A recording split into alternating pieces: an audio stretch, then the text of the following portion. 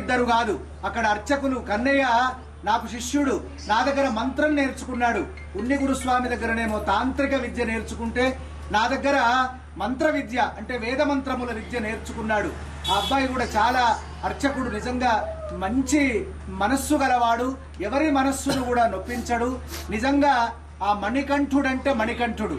ఇక శివగురుస్వామి ఎవరైతే ఇన్ని రోజులు అర్చన చేసినాడో ఆయన ఎక్కడో లేడు, మా నాన్న గర్భగుడిలో ఉన్న అయ్యప్ప విగ్రహంలోనే ఉన్నాడు అని ఆ పిల్లవాడు ఎంతో వినయంగా చెప్తున్నటువంటి అద్భుతమైన ఆనందాన్ని కలిగింపజేసినాడు.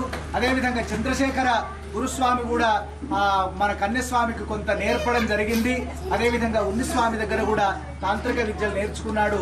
అట్లా మంచి ధార్మిక సేవ చేస్తున్నటువంటి చిరంజీవి మా శిష్యుడు కన్యస్వామిని కూడా అభినందిస్తున్నాను. ఇక్కడికి రాని ప్రతి ఒక్క